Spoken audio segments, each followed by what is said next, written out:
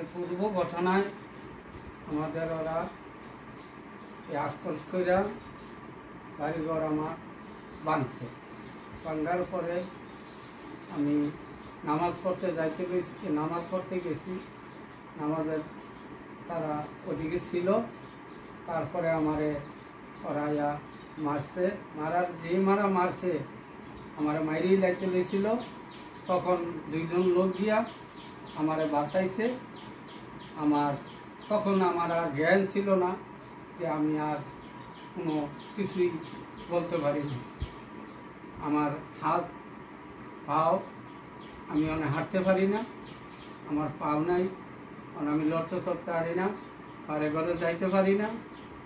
আল্লাহ পাক তাদের যেমন বিচার করে, প্রশাসনের কাছে আমি বিচার চাই, আমি যাতে সুস্থ বিচার পাই।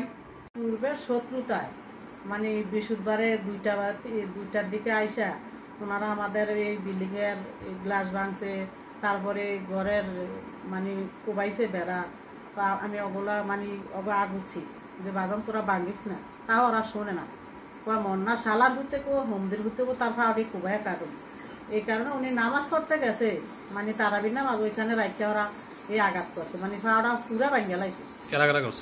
এটি মানে একটা হচ্ছে শুভ, বাসার নাম হচ্ছে কবি, আর তার হচ্ছে শাকির, বাসার নাম হচ্ছে মানে হামিদ প্রধান, আর একটা হচ্ছে প্রান্ত, বাসার নাম হচ্ছে মুফাজ্জল হোসেন।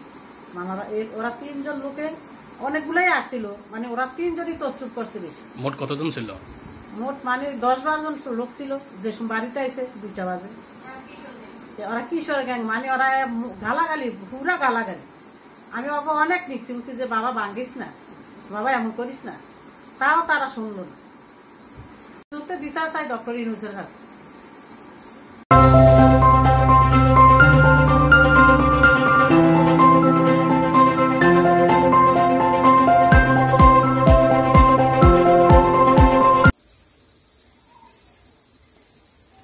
ওরা এই কিশোর গ্যাং আইসে আমাদের বাড়িতে এই যে ভাঙচুর করছে, যে আমাদের বিল্ডিং এর গ্লাস ভেঙে ফেলছে, আমাদের ওই যে টিনের ঘরে ভাঙচুর করছে। ওরা 11টা বাজে আইসা আমাদের বসতঘর 15-16 জন মানে হামলা চালাইছে। আমি অনেক অভিযোগ করছি যে বাদাম ভাঙিস না, তো তারা মানে নাই, ফেনি দিয়া কূপ দিছে এবং আমারও চাইছে কূপ দিছে। তারা কোনো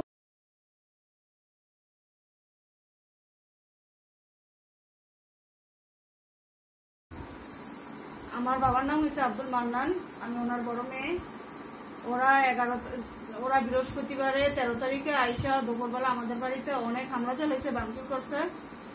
ওরা হচ্ছে এই মতলব উত্তরের সুজাতপুর গ্রামের কিশোর গ্যাং। ওরা বিভিন্ন বাড়িতে অনেক হামলা দিচ্ছে, অনেক ভাঙচুর করছে।